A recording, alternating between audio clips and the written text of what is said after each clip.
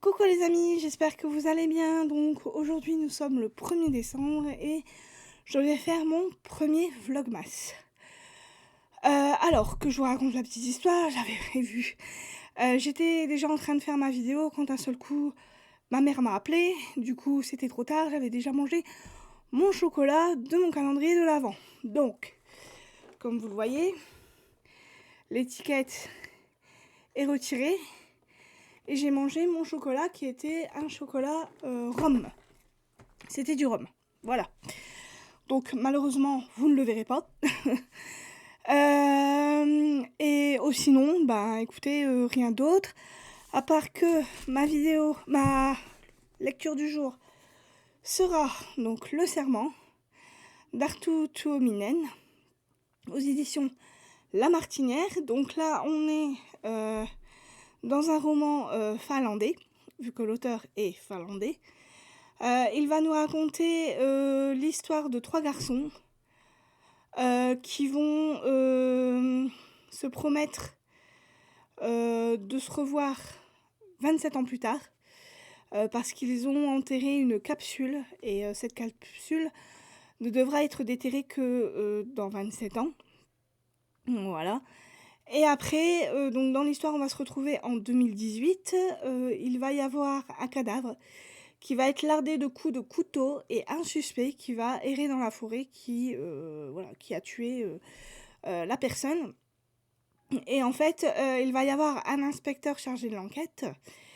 Et on va retrouver donc nos 3 jeunes garçons qui, en 2018, sont devenus des hommes et qui vont bien évidemment se retrouver. Et il va y avoir donc des souvenirs d'enfance, des traumatismes du passé.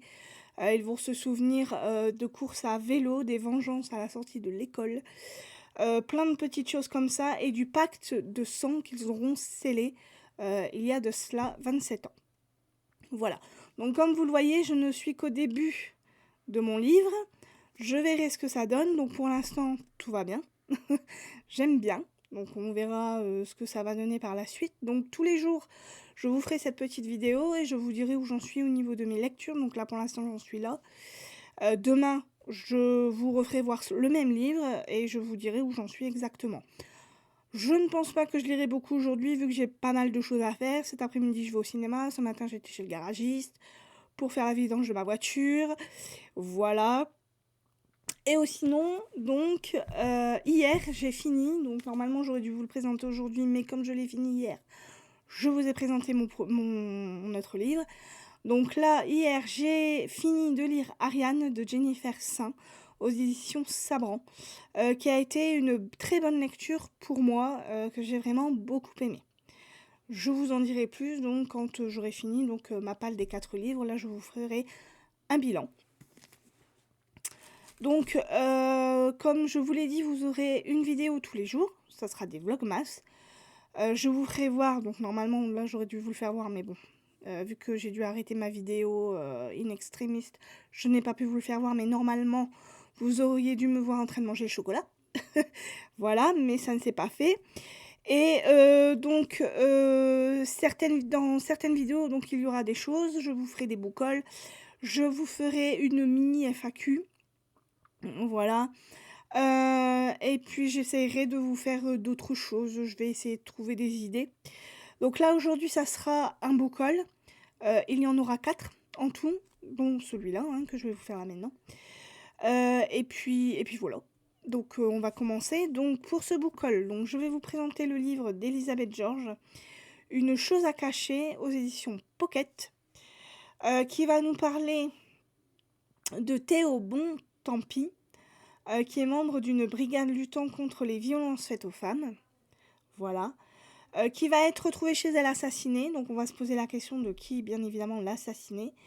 Et on va se retrouver avec Thomas Linley et ses adjoints, Barbara Havers et Winston Nkata, qui vont mener l'enquête et qui vont découvrir que la policière d'origine nigérienne avait été excisée dans son enfance.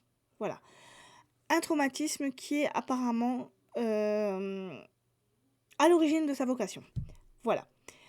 On va se rendre compte que Théo s'intéressait à une clinique qui soupçonnait de pratiquer des mutilations génitales médicalisées et voilà. Donc on va voir ce que ça... Je verrai bien ce que ça donne et je vous en dirai plus quand je l'aurai lu. Le deuxième livre que je vous présente s'appelle Tant de nuances de pluie d'Asha Lemy aux éditions HarperCollins au gré du monde. Voilà, donc c'est un livre qui va se passer à Kyoto en 1948. On est avec Nori Kamisa qui n'a que 8 ans lorsque sa mère la laisse devant l'immense demeure de sa grand-mère. La famille Kamisa est parmi les plus nobles du Japon. Or, Nori, aux cheveux crépus et à la peau foncée, est le fruit d'une relation scandaleuse avec un gaijin, un étranger noir de surcroît. Voilà. Sa grand-mère va essayer de la cacher, donc elle va l'installer au grenier, elle va l'obliger à subir des traitements pour la rendre plus japonaise. Elle va lui lisser les cheveux et la soumettre à des bains d'eau de javel pour que sa peau blanchisse. Nori va accepter son sort malgré sa curiosité lancinante pour ce qui se trouve à l'extérieur des murs du grenier. Et à un moment donné, elle va donc voir son demi-frère légitime, Akira, sur le domaine et voilà. Et Nori va accéder à un monde nouveau, donc à mon avis grâce à son demi-frère. Un monde dans lequel elle n'est pas une intruse, mais un être libre, digne d'être aimé. Voilà. Donc, Tant de nuances de pluie de Asha Lemy, aux éditions HarperCollins. Ensuite, j'ai l'intention de lire Le Diamant d'Odessa, aux éditions Hauteville de Kate Quinn, qui est un livre historique. Donc, on se situe en 1937 à Kiev, donc à Moscou. Enfin, à Kiev, en Russie, pardon, excusez-moi. En Ukraine, je dis n'importe quoi, waouh. Donc, on est avec Mila Pavlichenko, qui va se consacrer à ses études et à son jeune fils. Mais il va y avoir une invasion en Ukraine par Hitler qui va faire basculer son destin. Elle va être envoyée au front et elle va devenir une chasseresse de nazis connue sous le nom de Lady Days.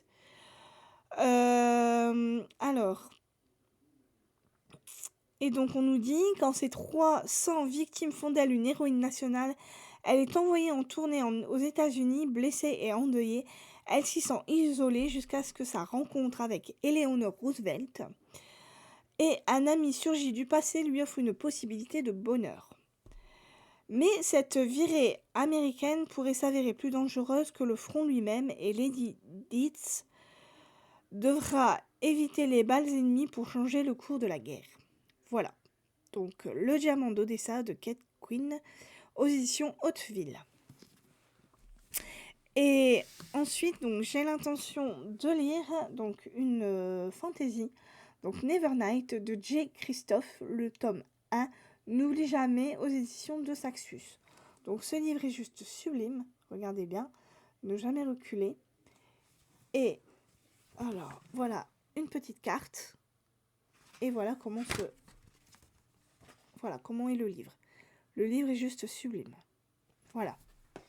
Et à l'intérieur, c'est aussi beau qu'à l'extérieur. Voilà comment sont les chapitres.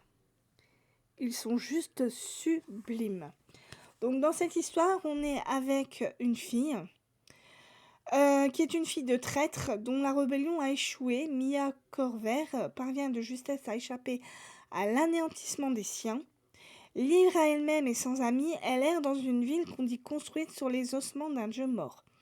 Recherchée par le Sénat et les anciens camarades de son père, elle possède un don pour parler avec les ténèbres qui va la mener tout droit vers un tueur à la retraite et un futur qu'elle n'a jamais imaginé.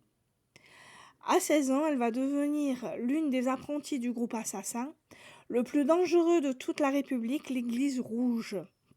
Trahison et épreuves l'attendent dans les murs de cet établissement où l'échec est puni par la mort, mais si elle survit à cette initiation, elle fera partie des élus de Notre-Dame, du saint meurtre, et elle se rapprochera un peu plus de la seule chose qu'elle désire, la vengeance.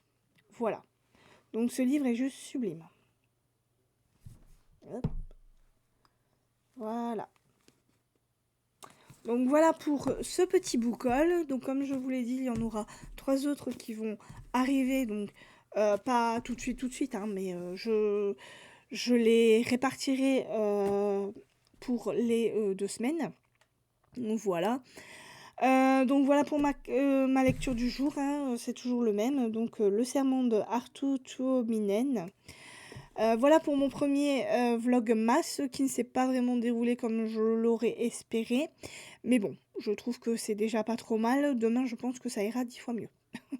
Voilà. Donc je vous dis donc à plus et je vous souhaite de très bonnes lectures, une très bonne fin de semaine, un très bon week-end et je vous dis à demain. Bye bye.